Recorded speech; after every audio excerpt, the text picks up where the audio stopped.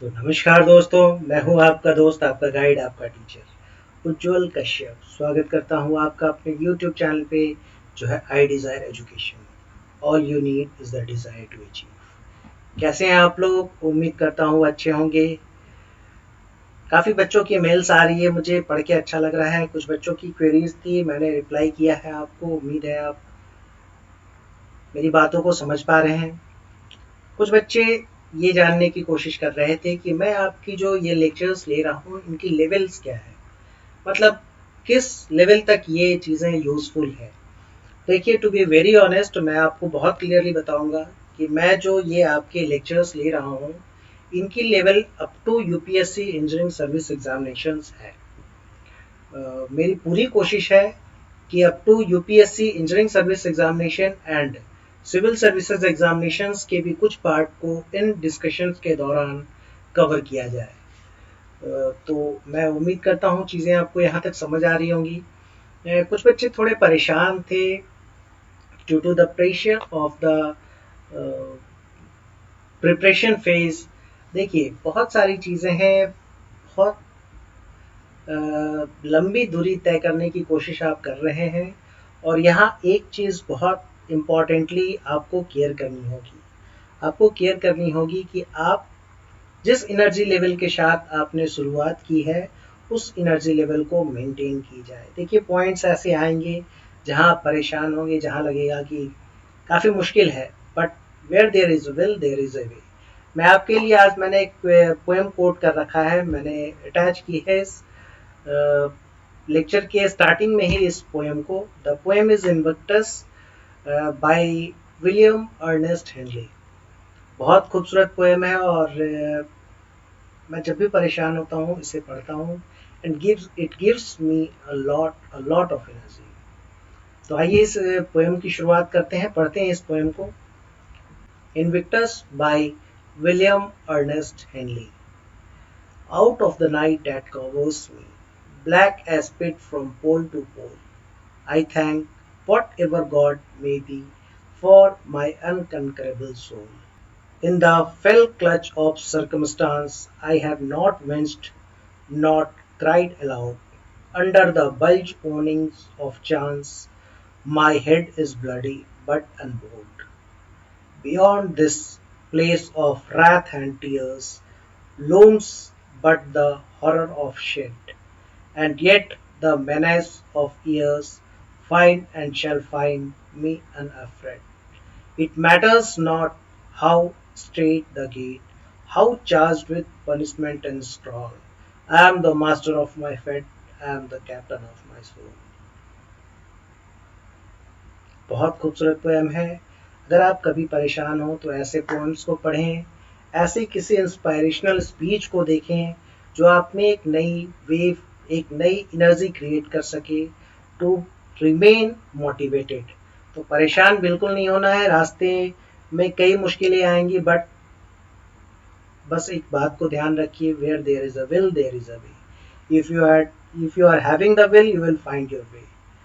तो आइए इस गुड नोट के साथ अपने डिस्कशन को आगे बढ़ाते हैं। और कई क्लासिफिकेशन के बारे में बात कर चुके हैं हम। बात की थी हमने बेसिक टर्मिनोलॉजीज की, और आइए अपने नेक्स्ट लेक्चर में टॉपिक स्टार्ट करते हैं हम लोग रोलिंग की। रोलिंग की डिस्कशन हम लोग करने की कोशिश करेंगे अपने इस लेक्चर में। बेसिक अंडरस्टैंडिंग क्रिएट करने की कोशिश करेंगे अबाउट रोलिंग। रोलिंग में और भी कुछ पार्ट है, मैथमेटिकल पार्ट है, इनकी प्रूफ्स है, वो हम लोग आने वाले कुछ क्लासेस के अंदर करेंगे, ठीक है। बट आइए थोड़ी बेसिक अंडरस्टैंडिंग क्रिएट करते हैं about the process of rolling. देखिए, what is rolling? Rolling is basically a plastic deformation of metal by passing it between a two rolls। अगर आप इस फिगर को देख पा रहे हैं, अगर आप इस फिगर को देख पा रहे हैं, तो यहाँ देखिए दो रोल्स के बीच में आपकी जो प्रोडक्ट है, दो रोल्स के बीच में आपकी जो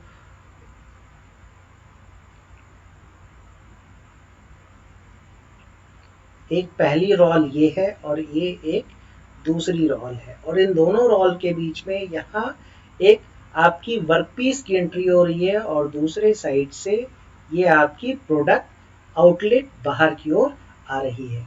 अब इस प्रोसेस में अगर आप देखें तो प्रोसेस हो क्या रही है। प्रोसेस ये बेसिकली जो फिगर है ये वाली, ये सेकंड फिगर जो है आपकी, ये बेसिकली एक 2 डायमेंशनल रिप्रेजेंटेशन क्रिएट करने की कोशिश कर रही है आपके इस रोलिंग प्रोसेस के बारे में। ठीक है, अगर फिगर 1 की तरफ आप देखें, फिगर 1 की तरफ आप देखें तो आप देख सकते हैं यहाँ एक 3 डायमेंशनल व्यू है जो कि दो रोलर्स के बीच में एक फ्लैट प्रोडक्ट की आप एंट्री दिखा रहे हैं, एक स्ट्रिप की एंट्री दिखा रहे हैं, एक प्लेट की एंट्री दिखा रहे हैं, and the resultant final product is a thinner plate और शीट और स्ट्रिप। अब ये प्लेट है, स्ट्रिप है, शीट है, इसके बारे में डिसाइड कर सकते हैं आप according to the dimension which is being produced. इसकी डिस्कशन हम लोग लास्ट लेक्चर में कर चुके हैं। ठीक है, तो देखिए कुछ बहुत इंपॉर्टेंट पार्ट है। इंपॉर्टेंट पार्ट की अगर हम लोग डिस्कशन करें तो इन प्रोसेसेस को, इस जो रोलिंग की प्रोसेस है, इसे यूज किया जाता है to obtain very high production rate and close tolerance. ठीक है, अगर मैकेनिज्म की थोड़ी डिस्कशन करें कि ये जो प्रोसेस है ये कैसे हो रहा है, तो ये जो प्रोसेस है ये आपकी, ये टू कंप्रेसिव फोर्स एक्ट हो रही है यहाँ। ये जो आपकी रोलर्स है, ये जो आपकी रोलर्स अगर आप देखें तो यहाँ रोलर्स की मूवमेंट आप देख पाएंगे कि रोलर्स की दोनों की जो मूवमेंट है ना वो अपोजिट डायरेक्शन में है।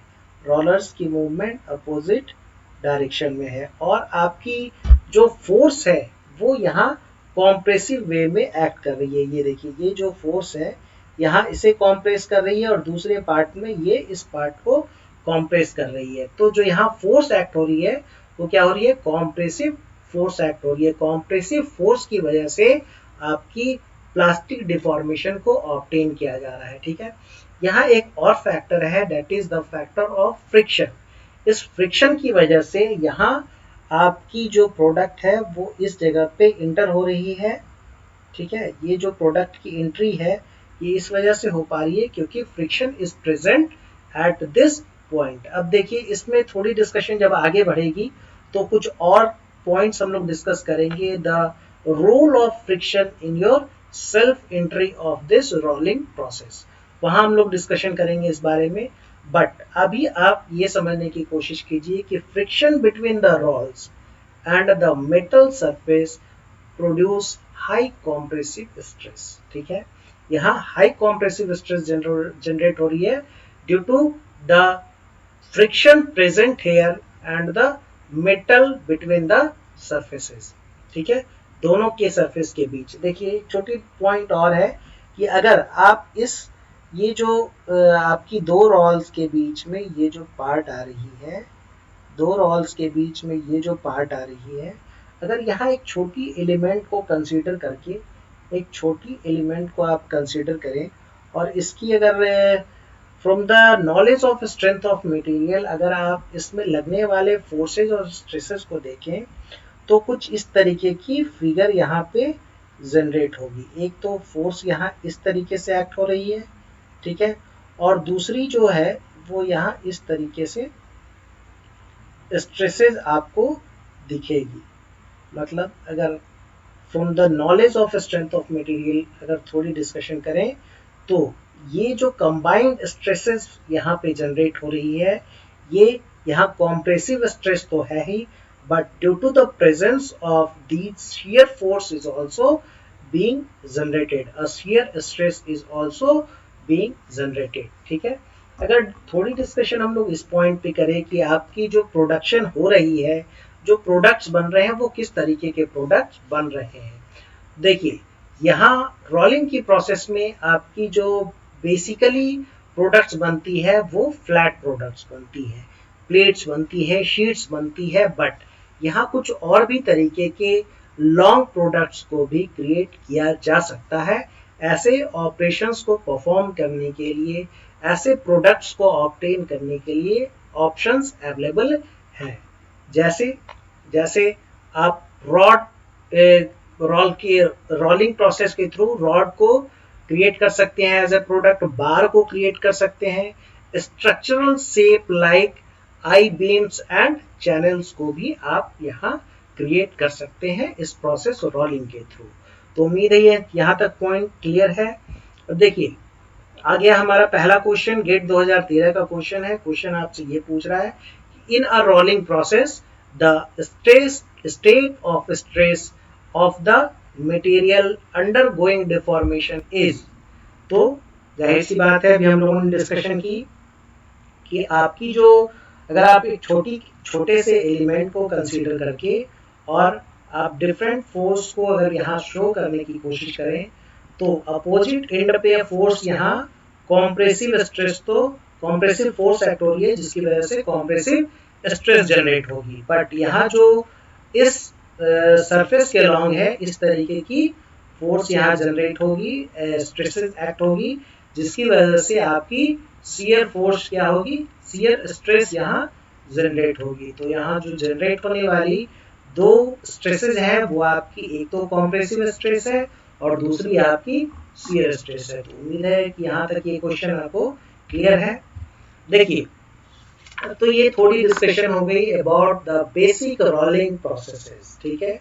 अब अगर इस डिस्कशन को थोड़ा आगे बढ़ाएं और हम लोग थोड़ी डिस्कशन करें about the classification of your rolling process, तो कई तरीके हैं जिनके बेसिस पे आप डिफाइन कर सकते हैं अपने रोलिंग के प्रोसेस को। The first one is definitely on the basis of temperature where you define it at as a cold rolling if the rolling temperature is below TR, T recrystallization temperature, and hot rolling at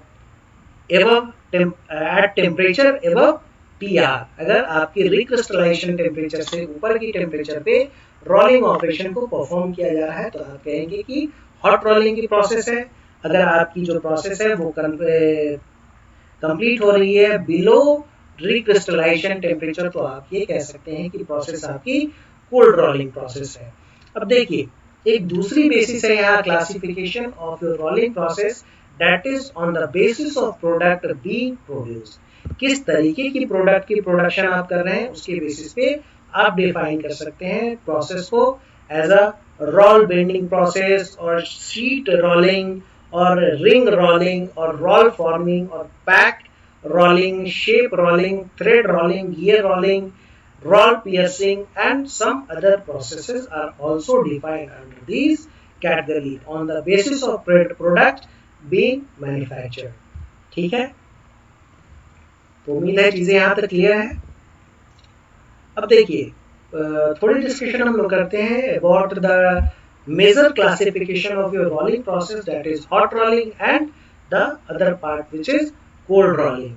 अब देखिए अगर hot rolling की बात करें तो ये बहुत simple सी बात है कि टेम्परेचर, आप समझते हैं कि टेम्परेचर अगर आपकी रिक्रिस्टलाइजेशन टेम्परेचर से ऊपर है तो आप ये कहेंगे कि प्रोसेस आपकी क्या है, आपकी प्रोसेस हॉट रोलिंग प्रोसेस है।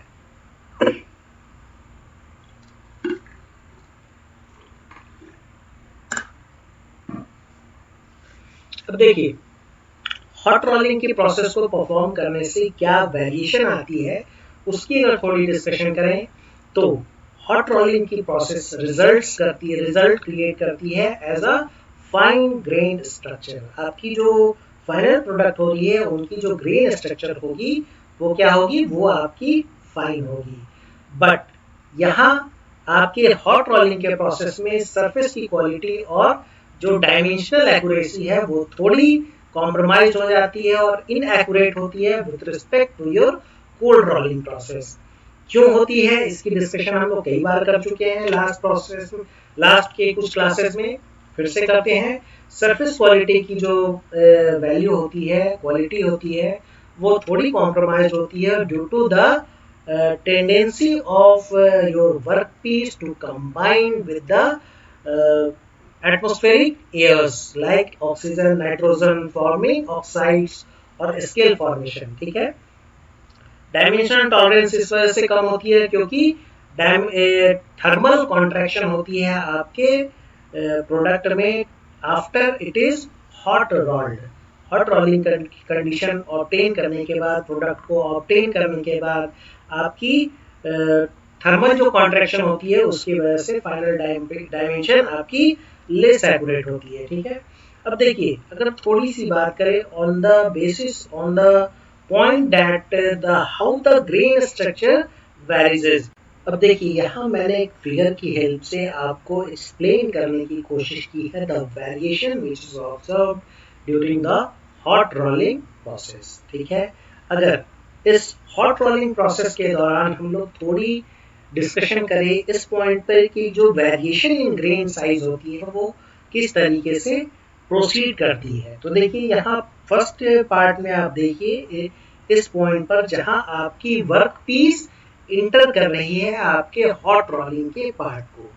Metal here is at elevated temperature which is having large grains. ठीक है, जो ही आपकी जो वर्क पीस है वो पहुंचती है यहाँ इन रोलर्स के बीच में। तो देखिए, इन रोलर्स के बीच में जो कॉम्प्रेसिव फोर्स एक्ट हो रही है उसकी वजह से आपकी जो ग्रेन्स है उनमें डिफॉर्मेशन ऑब्जर्व की जाती है टू डिफॉर्म इलोंगेटेड ग्रेन्स। ठीक है, अब जब ये वर्कपीस आपकी प्रोसीड होती है आगे की ओर, जब ये आती है into the contact of your air atmospheric air और lowering of temperature is being observed, तब आप ये देखेंगे कि the formation of new grains द formation of new grains can be observed here in this part। ठीक है, अब जैसे ही आपकी ये न्यू ग्रेन्स की फॉर्मेशन होती है then also the temperature is high and due to this elevated temperature the process of grain growth also begins here।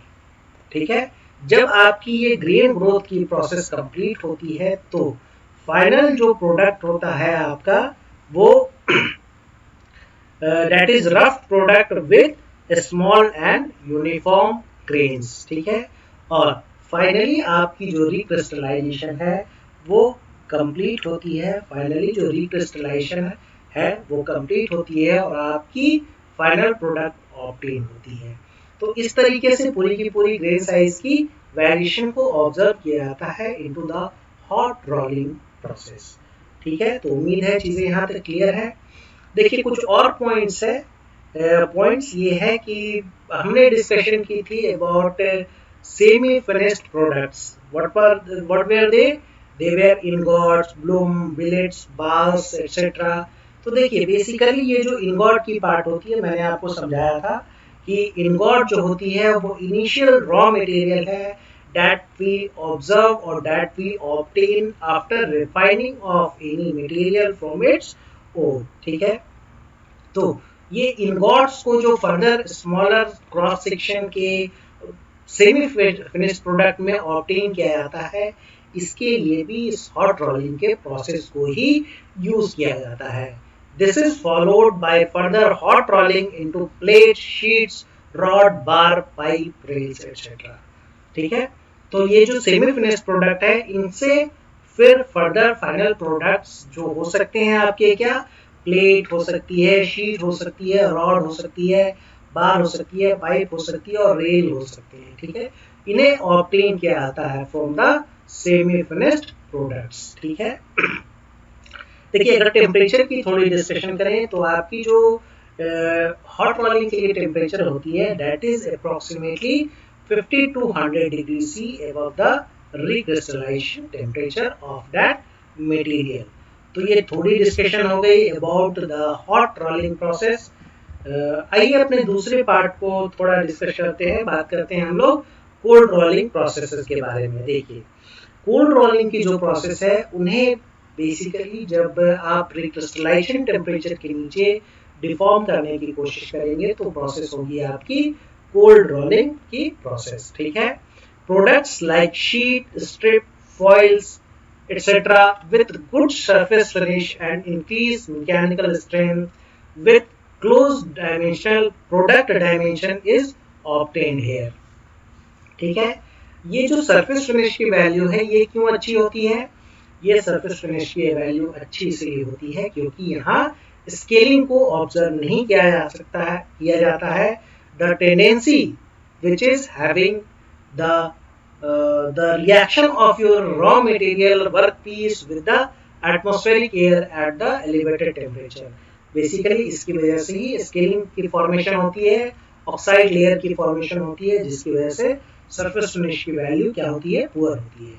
But for the cold rolling process, there is no elevated temperature, so no scale formation, no oxide formation, so the surface finish is also good, better. Okay.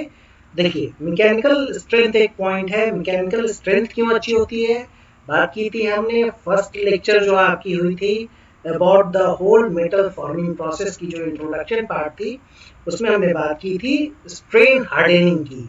तो strain hardening वो point है, वो property है जिसके introduction की वजह से mechanical strength आपकी इंप्रूव्ड होती है in the cold rolling process.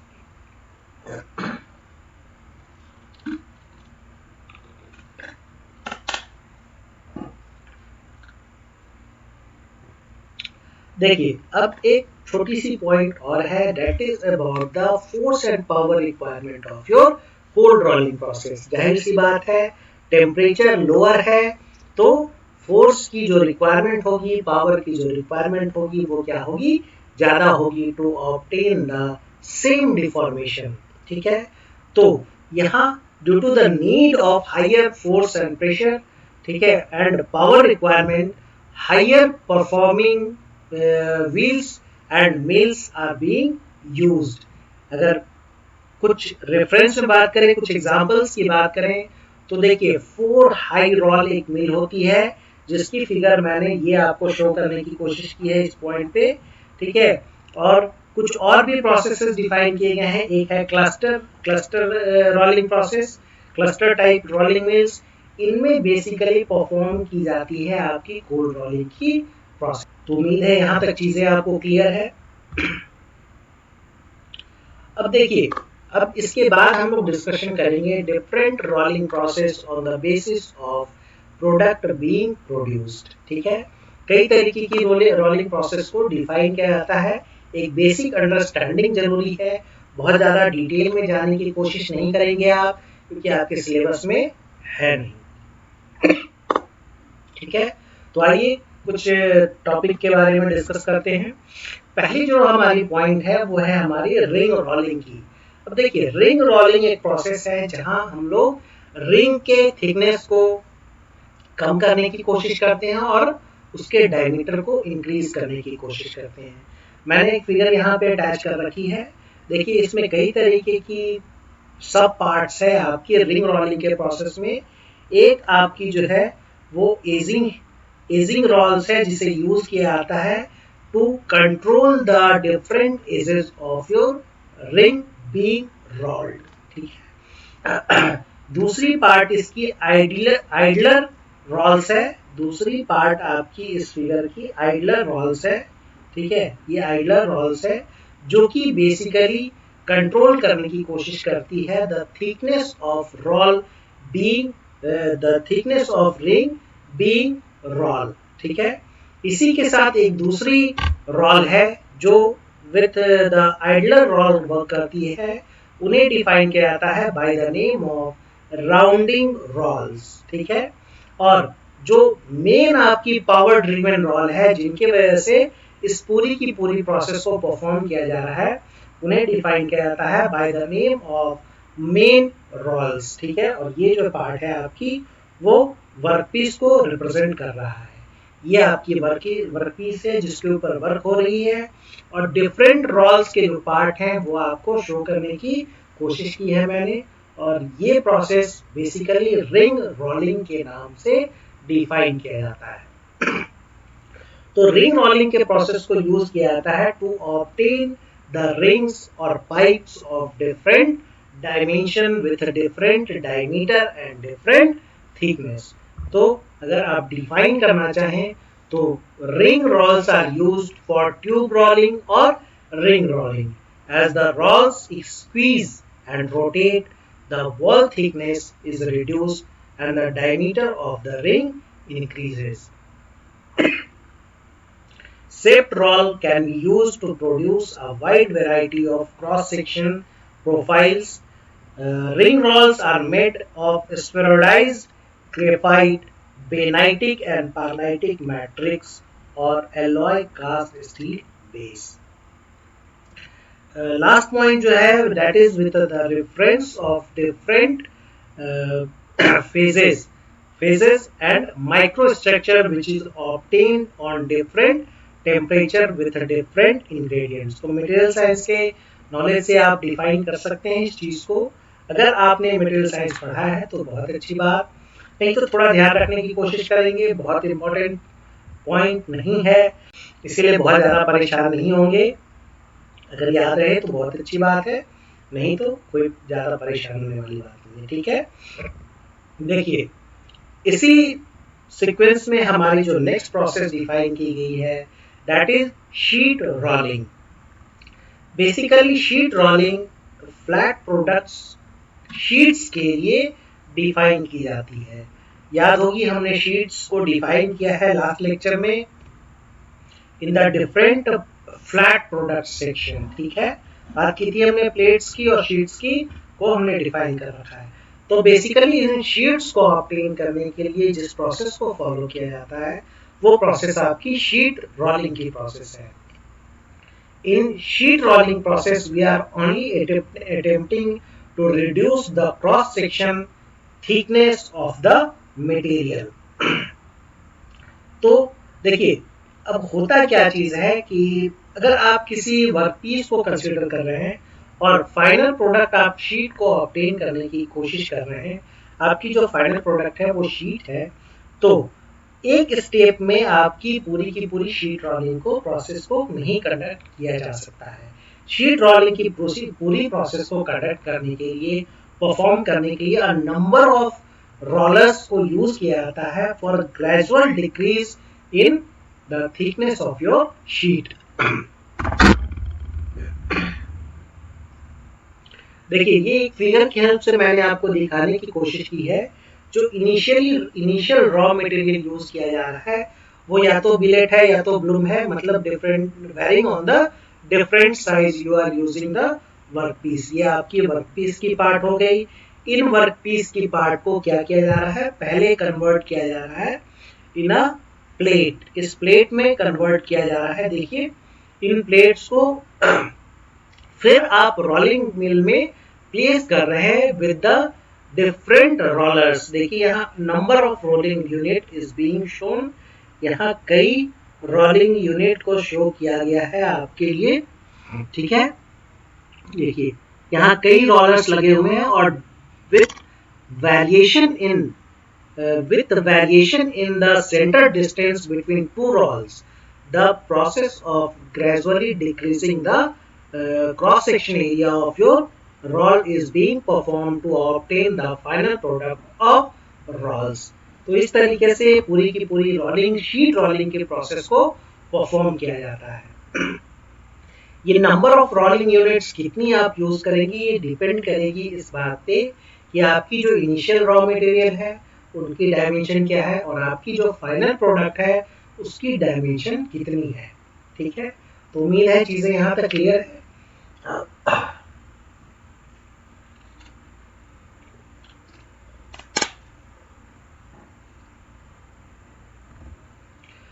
अब देखिए नेक्स्ट जो हमारी प्रोसेस है in this sequence that is roll forming process. देखिए रोल फॉर्मिंग प्रोसेस एक बहुत इंपॉर्टेंट प्रोसेस है.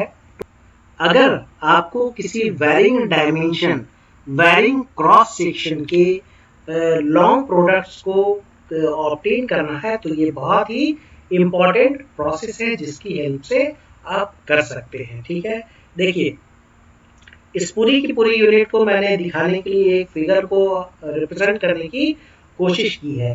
देखिए इस पूरी की पूरी प्रोसेस में यहाँ इस पार्ट में आपके पास क्या है, आपके पास वर्कपीस है, रॉ मटेरियल है और फर्स्ट जो यहाँ यूनिट है, देखिए कई यूनिट्स में फाइनल प्रोडक्ट को कन्वर्ट किया जा रहा है और यहाँ जो पहली यूनिट है आपकी, इस पहली यूनिट की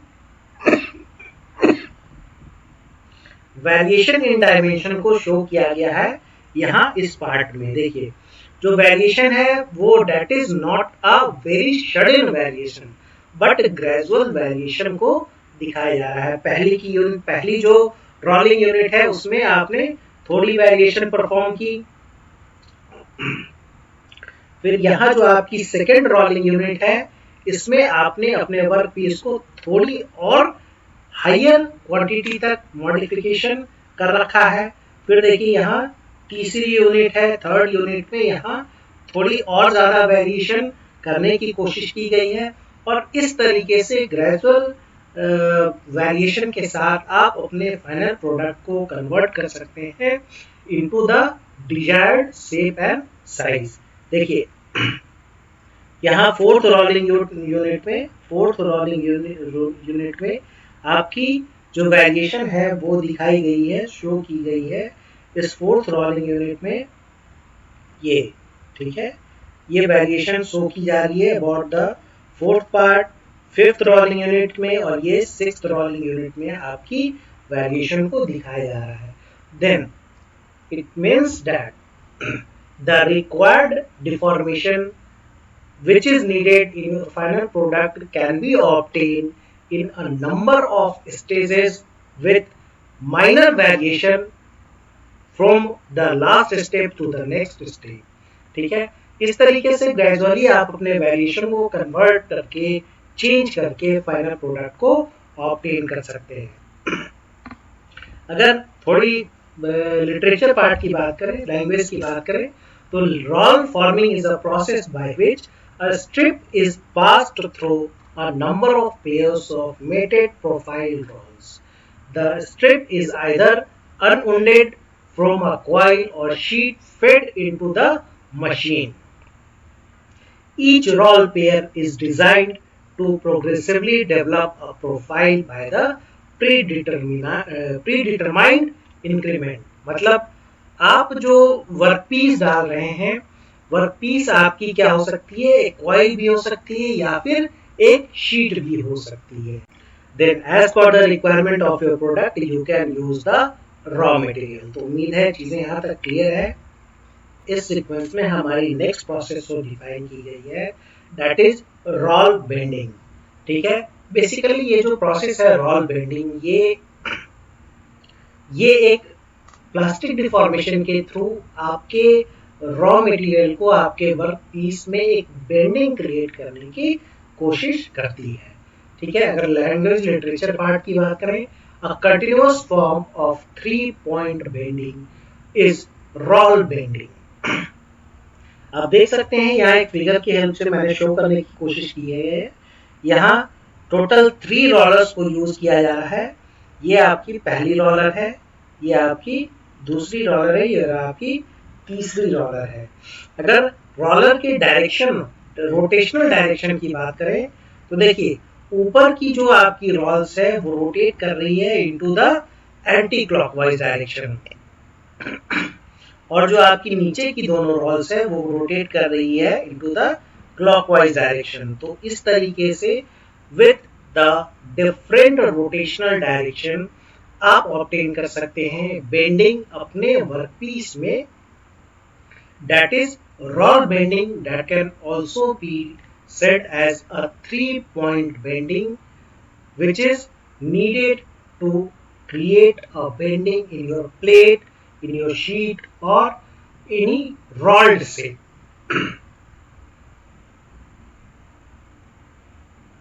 ठीक है, तो इस रोल बेंडिंग की प्रोसेस से डिजायर्ड कर्वेचर को ऑब्टेन किया जाता है और ये मेटल फॉर्मिंग प्रोसेस है, एक प्लास्टिक डिफॉर्मेशन के थ्रू फाइनल प्रोडक्ट को ऑब्टेन करने की प्रोसेस है।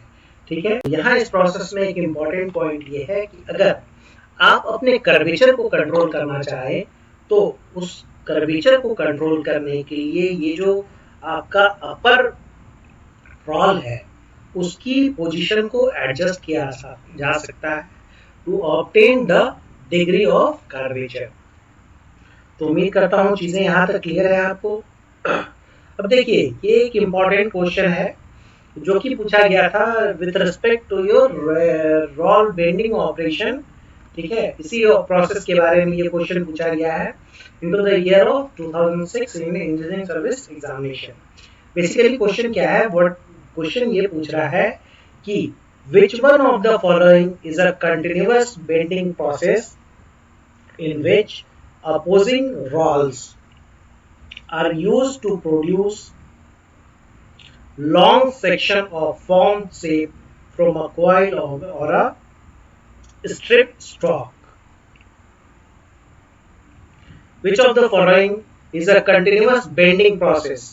जाहिर सी बात है सिर्फ बेंडिंग की बात कर रहा है, तो आप बहुत आसानी से कह सकते हैं कि the option is C. The option is C. तीसरा ऑप्शन जो है रोल बेंडिंग की प्रोसेस को जो डिफाइन कर रहा है वो आपका प्रोसेस है फॉर दिस क्वेश्चन। तो उम्मीद है कि यहाँ तक क्लियर है। देखिए इस सीक्वेंस में हमारी जो नेक्स्ट प्रोसेस है that is shape rolling. Basically अगर थोड़ी बेसिक डिफरेंस की बात करें तो जो बेसिक डिफरेंस है बाकी के जो प्रोसेस हम लोगों ने देखे उसमें एंड शेप रोलिंग में, वो ये है कि शेप रोलिंग की प्रोसेस को परफॉर्म करते हैं हम लोग एट हायर टेम्परेचर। यहाँ रीहीटिंग की भी ऑप्शन होती है और जो फोर्स अप्लाइड होती है उसकी वैल्यू भी ज्यादा होती है। तो इन सारी चीजों के इंट्रोडक्शन की वजह से जो डिफॉर्मेशन ऑब्टेन होती है वो भी क्या होती है, वो ज्यादा हो सकती है। ठीक है, और इस प्रोसेस को भी बेसिकली बनाया जाता है, यूज किया जाता है to obtain the different cross section of long products. ठीक है, अगर थोड़ी लिटरेचर के टर्म में बात करें तो shape rolling is a process in which requires a lot of heat and a lot of force. Reheating is carried out and then the metal is continuously fed through rollers to draw the desired dimension.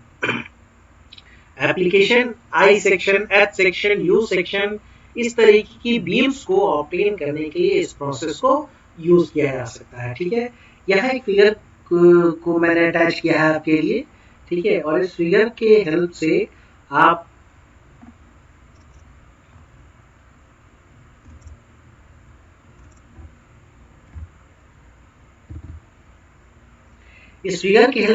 देख सकते हैं कि देखिए यहाँ एक roller है, roller 1 upper roller and the bottom roller, roller 2, और यहाँ देखिए एक क्रॉस सेक्शन की एंट्री कराई जा रही है वर्कपीस की, और यहाँ से जो दूसरी तरफ से आपका फाइनल प्रोडक्ट निकल रहा है वो क्या है, एल शेप का आपका फाइनल प्रोडक्ट ऑब्टेन हो रहा है।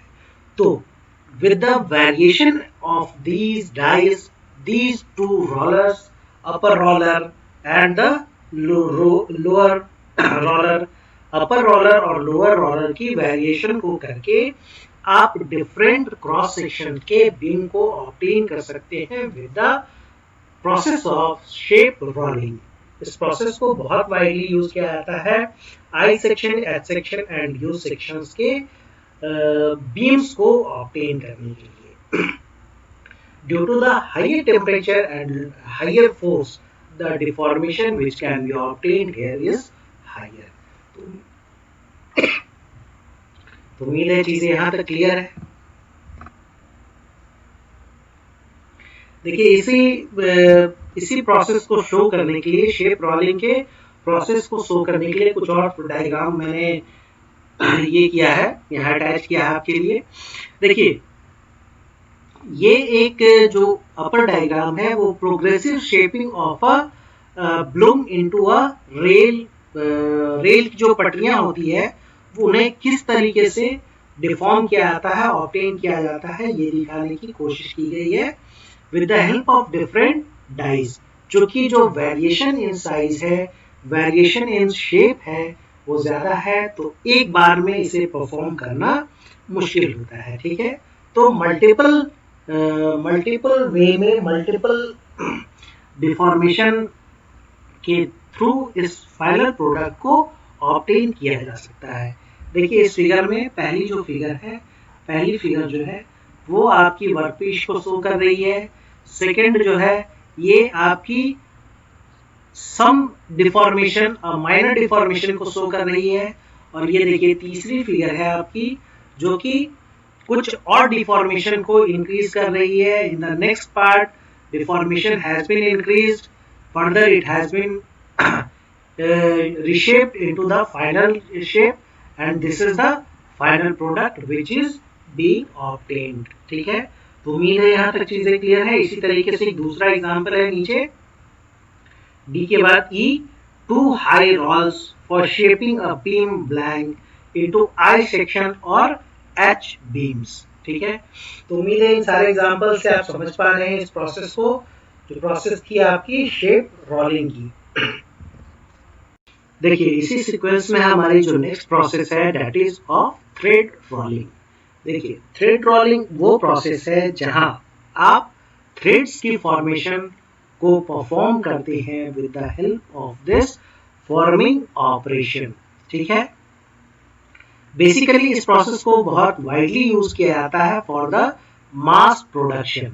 ठीक है, टेम्परेचर के बेसिस पे अगर थोड़ी डिस्कशन हम लोग करें तो ये जो प्रोसेस है वो एक कोल्ड वर्किंग प्रोसेस है, जहां आप दो डाइस के बीच में, दो हार्डेंड डाइस के बीच में अपने वर्कपीस को प्लेस करते हैं और फाइनल फॉर्मिंग ऑपरेशन को परफॉर्म करने की कोशिश करते हैं to obtain the final desired shape and size. ठीक है, यहाँ इस प्रोसेस में किसी मटेरियल को रिमूव नहीं किया जाता है, बट यहाँ जो आप प्रोडक्शन करते हैं उसकी वजह से आपकी जो प्रोडक्ट होती है उनकी स्ट्रेंथ इंप्रूव होती है, स्मूथर होती है, मतलब सरफेस फिनिश थोड़ी अच्छी होती है, हार्डनेस इंप्रूव होती है और वियर रेसिस्टेंट होती है आपकी property with respect to the threads that is performed और manufactured by the process of metal cutting. ठीक है, अगर थोड़ी डिस्कशन करें on the basis of diameter, तो यहाँ major diameter is always greater than the diameter of your blank. ठीक है, इस बात को थोड़ा ध्यान रखना है कि यहाँ जो मेजर डायमीटर होती है आपकी थ्रेड की, वो ज्यादा होती है with respect to the diameter of your blank due to the forming operation, चूंकि मटेरियल क्या हो रही है, रिमूव नहीं हो रही है। ठीक है, अब देखिए यहाँ एक फिगर की हेल्प से मैंने आपको दिखाने की कोशिश की है। ये जो पॉइंट है, यहाँ आपका एक डाई है, ये आपकी दूसरी डाई है और ये आपकी मूविंग डाई है। ये आपकी स्टैटिक पार्ट है, ये पार्ट आपकी मूविंग है और ये जो है वो आपकी ब्लैंक के पार्ट को रिप्रेजेंट करने की कोशिश की गई है। ठीक है, यहाँ आपके ब्लैंक के पार्ट को रिप्रेजेंट करने की कोशिश की गई है। ये ब्लैंक है आपका। ठीक है, तो जैसे ही आपकी जो मूविंग डाई होती है वो मूव करती है इस डायरेक्शन में, तो देखिए यहाँ जो आपकी स्टेशनरी डाई है उनके बीच और इस मूविंग डाई के बीच ये जो आपकी ब्लैंक है ये क्या होती है, रोल्ड आउट होती है। And due to higher force, due to the presence of higher force, यहाँ इस आपके ब्लैंक पर क्या होता है, फाइनली थ्रेडेड पार्ट अपीयर हो जाता है। वो आप देख सकते हैं इस वाले फिगर में, यहाँ इस ब्लैंक के पार्ट में देखिए इस थ्रेड के पार्ट को बहुत क्लियरली देखा जा सकता है। ठीक है, अब एक छोटी सी पॉइंट है, that is blank diameter is little larger, 0.002 inch larger than the pitch diameter of the thread. तो ये पॉइंट काफी इंपॉर्टेंट है। अभी तक तो मैंने इस पॉइंट के बारे में क्वेश्चंस नहीं देखा है, बट ये पूछा जा सकता है, तो इस पॉइंट को आप ध्यान रखने की कोशिश करेंगे, इस पॉइंट को आप ध्यान रखने की कोशिश करेंगे। ठीक है, अब इस प्रोसेस की एक लिमिटेशन ये है कि दिस प्रोसेस इज लिमिटेड और restricted to the ductile materials only, मतलब आप जो वर्कपीस यूज करेंगे वो आपकी सिर्फ और सिर्फ डक्टाइल मटेरियल्स होगी। तो उम्मीद है यहाँ तक ये पॉइंट आपको क्लियर है। देखिए इसी सीक्वेंस में हमारी जो नेक्स्ट प्रोसेस है दैट इज गियर रोलिंग। ठीक है, अगर आप फॉर्मिंग प्रोसेस के थ्रू अपने गियर की मैन्युफैक्चरिंग करना चाहते हैं तो आपके पास प्रोसेस है गियर रोलिंग की। देखिए अगर गियर रोलिंग की प्रोसेस को गियर रोलिंग के हेल्प से आप परफॉर्म करने की कोशिश करें तो कोल्ड फॉर्मिंग प्रोसेस आप यूज करेंगे for smaller to medium size of gear, but you will need to use hot forming process for the larger size of gears. ठीक है, अगर आपकी जो गियर है वो छोटी या मीडियम साइज की है तो आप कोल्ड रोलिंग के प्रोसेस को परफॉर्म कर सकते हैं, बट अगर आपकी लार्ज साइज ऑफ गियर है तो आप परफॉर्म करेंगे with the help of hot rolling process. ठीक है, कुछ और पॉइंट्स हैं, कुछ और पॉइंट्स ऐसे हैं कि जो प्रोडक्टिविटी होती है आपके इस प्रोसेस की वो काफ़ी अच्छी होती है, एक्यूरेसी भी अच्छी होती है और सरफेस इंटीग्रिटी काफ़ी अच्छी होती है। बट जो मशीन्स यहाँ यूज किए जाते हैं for the process of gear rolling वो कॉस्टली होते हैं, that increases the cost of your gear. तो उम्मीद है यहाँ तक चीज़ें आपको क्लियर है। देखिए इसी सीक्वेंस में हमारी जो नेक्स्ट प्रोसेस है that is of roll piercing. Basically roll piercing वो प्रोसेस है जहां आप हॉलो ट्यूब्स को as a final product obtain करने की कोशिश करते हैं। यहाँ देखिए मैंने फिगर की हेल्प से आपको शो करने की कोशिश की है। ये जो पार्ट है वो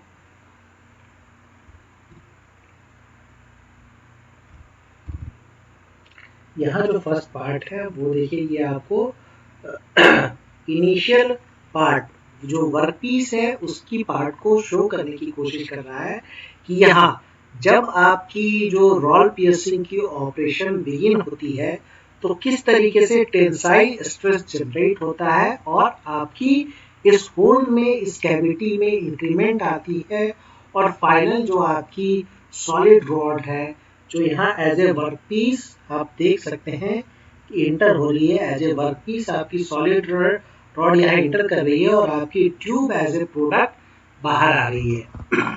ठीक है, तो इस तरीके से आप एक मैंड्रिल के थ्रू अपने फाइनल प्रोडक्ट को, फाइनल ट्यूब को ऑब्टेन करने की कोशिश करते हैं with the help of work piece which is solid in nature, which is a solid rod with the help of process that is your roll piercing। ठीक है, अब देखिए यहाँ दो rolls होते हैं जो एक दूसरे से a small angle which is having or which is in the range of 4.5 to 6.5 degree वो incline होती है एक दूसरे से और इन दोनों rolls की रोटेशन होती है जिसके हेल्प से आपकी जो ये solid rod है वो फिट होती है और फिट होने के साथ मैंड्रिल की हेल्प से कैविटी क्रिएट होती है और फाइनल प्रोडक्ट आपको ऑब्टेन होती है। तो this is the process of roll piercing. ठीक है, तो these roll have a central cylinder portion which the sides tapering slightly। मतलब आपकी जो दोनों रोल्स है उनके बीच थोड़ी क्या होती है, टैपर्ड होती है एक दूसरे से। There are two small sides roll which help in guiding the metal। और दो rolls होती हैं जो metal को आपके गाइड करती है to obtain the final product of your tube। तो उम्मीद है यहाँ तक चीजें क्लियर है। अब यहाँ जो दोनों rolls के बीच में क्रॉस रोलिंग होती है उसकी वजह से जो मटेरियल आपकी वर्कपीस आपकी दोनों रोल्स के बीच में आती है, दोनों सेंटर के रोल्स के सेंटर के बीच में आती है, उसकी वजह से पियर्सिंग आपकी थोड़ी आसान हो जाती है और जो आपकी मैंड्रिल है वो आसानी से आपके जो सॉलिड रॉड है उसमें पियर्सिंग क्रिएट कर देती है to obtain the final product. तो उम्मीद है चीजें यहाँ तक आपको क्लियर होगी।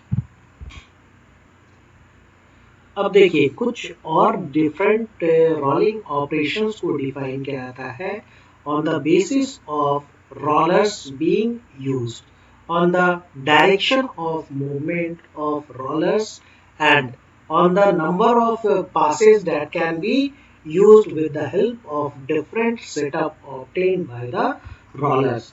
यहाँ जो सबसे सिंपलेस्ट पार्ट है वो आप देख सकते हैं, that is the figure number 1 which is showing a non-reversing mill।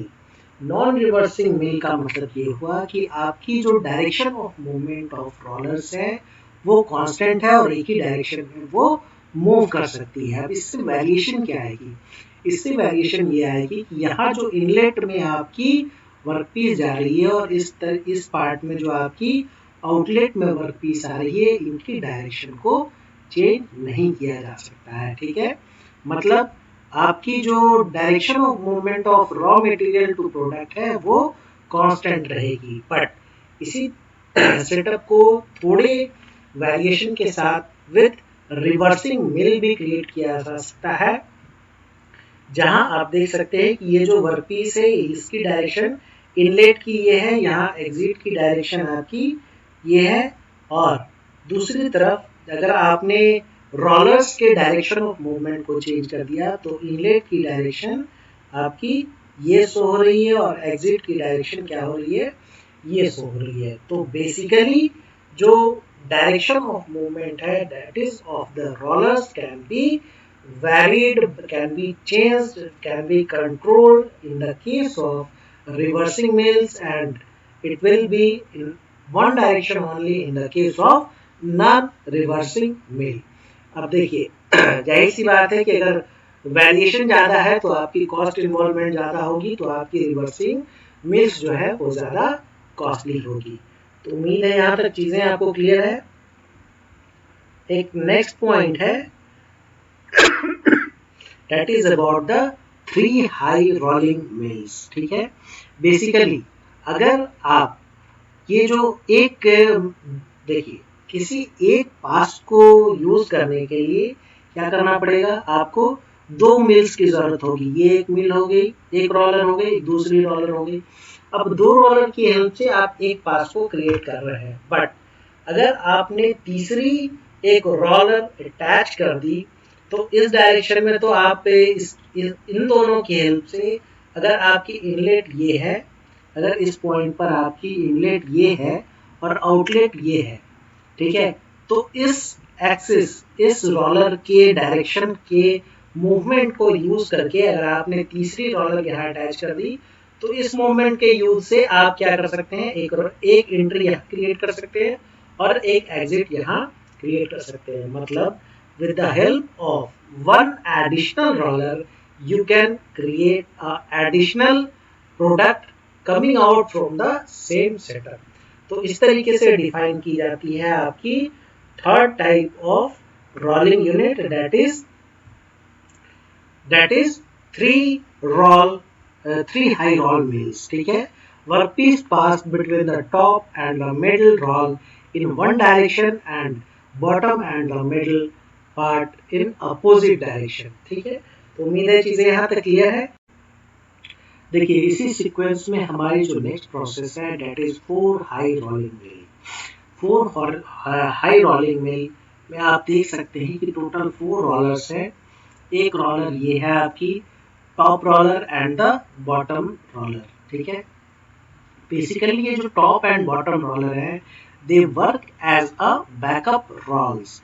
Backup rolls की पर्पस क्या है? बैकअप रोल्स बेसिकली आपकी जो ये पूरी की पूरी सेटअप है जहां smaller rolls are performing the deformation and the backup rolls are giving them appropriate rigidity to perform the final deformation which is needed in the process। ठीक है, और ये जो दो बाकी के दो आपके रोल्स हैं, इन रोल्स को हम लोग डिफाइन करते हैं by the name of working rolls.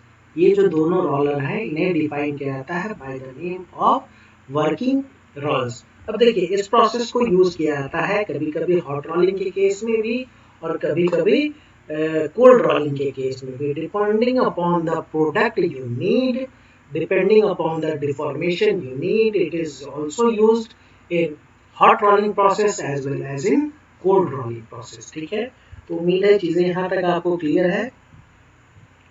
अब नेक्स्ट जो हमारी डिस्कशन है, अब हमारी नेक्स्ट डिस्कशन के लिए जो पॉइंट है that is of tandem rolling mills.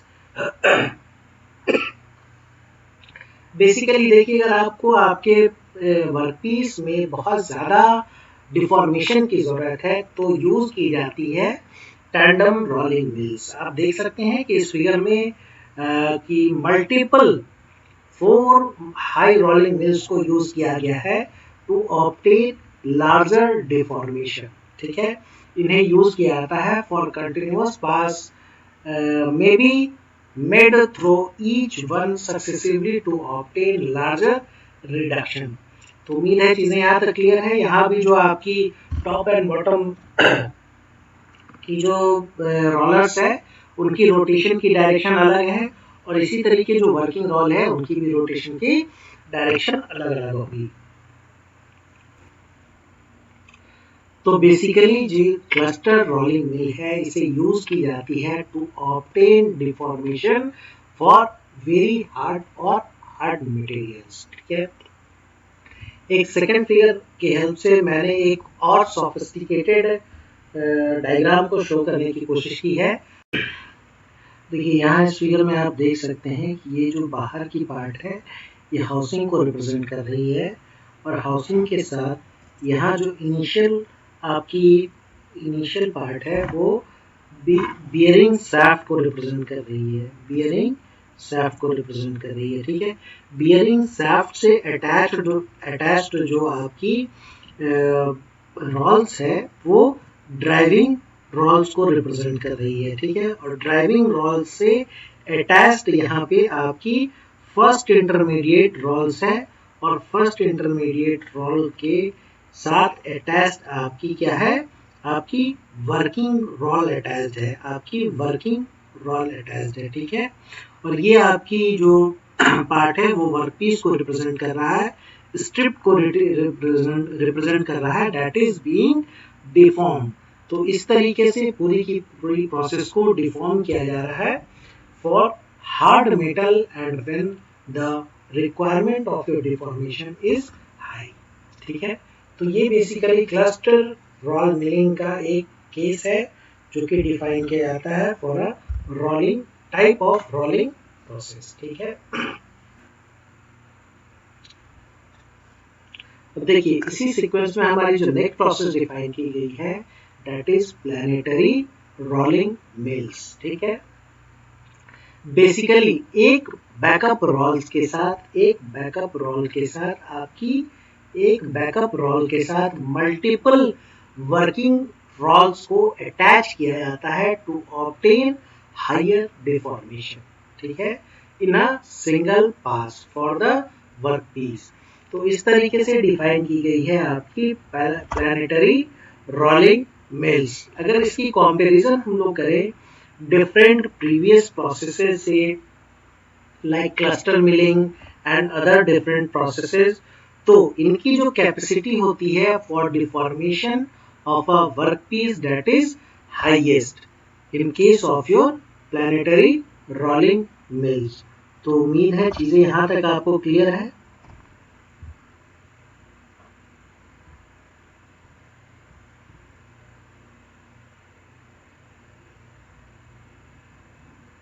यहाँ कुछ इंपॉर्टेंट पॉइंट्स और है with respect to your planetary rolling mills. ठीक है, देखिए प्लैनेटरी रोलिंग मिल्स के केस में दो हेवी बैकिंग रॉल्स के हेल्प से मल्टीपल वर्किंग रॉल्स को अटैच किया जाता है to obtain the desired deformation.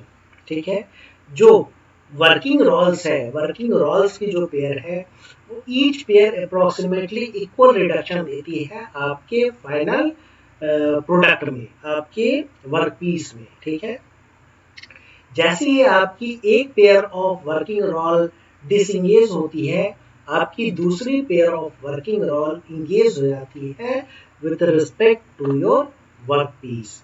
अब जो ये टोटल डिफॉर्मेशन है वो ईच स्मॉलर डिफॉर्मेशन की समेशन होती है, मतलब net each smaller deformation adds up to give the final deformation of your workpiece।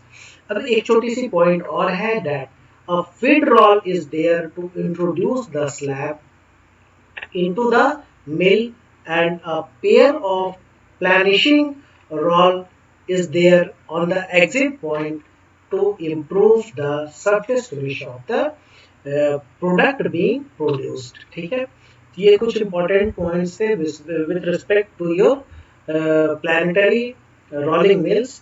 अब यहाँ तक हमारी जो discussion थी about the different setups that is complete. एक important point और है हमारी about the lubrication of rolling. ठीक है, lubrication for rolling. अब दो इम्पोर्टेंट एस्पेक्ट है, एक तो है आपकी हॉट रोलिंग, दूसरी है आपकी cold rolling.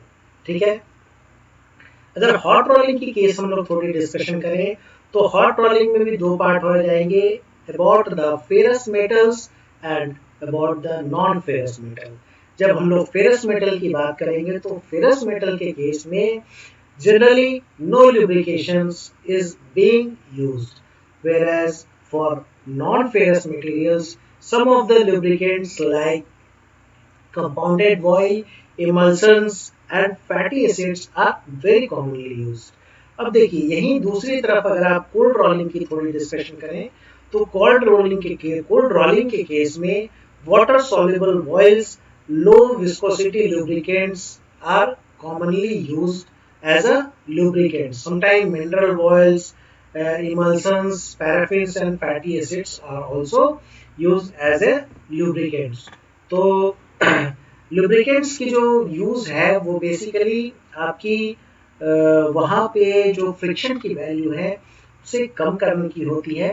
But hot rolling के केस में for ferrous material we don't use lubrication because the rate of lowering of temperature increases. Heat loss ज़्यादा होती है जिसकी वजह से हम लोग बहुत कॉमनली यूज नहीं करते हैं. But in extreme cases we can use lubrication for ferrous materials also. ठीक है, तो उम्मीद है चीज़ें यहाँ तक क्लियर है. ये पूरी की पूरी डिस्कशन हमारी हो गई और मिलते हैं अगले लेक्चर में. बात करेंगे रोलिंग के कुछ मैथमेटिकल पार्ट के बारे में, कुछ डेरिवेशंस के बारे में. तो उम्मीद करता हूँ चीज़ें आपको यहाँ समझ आ रही है. अगर कोई परेशानी हो तो प्लीज़ लेट मी नो.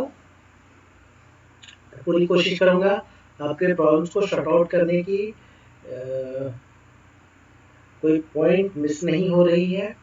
ठीक है, मिलते हैं अगले क्लास में, अगले लेक्चर में बात करेंगे कुछ और डिटेल में, कुछ और टॉपिक पे. अगर चीज़ें आपको समझ आ रही है तो लाइक करें, शेयर करें, सब्सक्राइब करें. This is the only way you can support me. I am trying to support all of you in so many ways. Thank you. Jai Hind.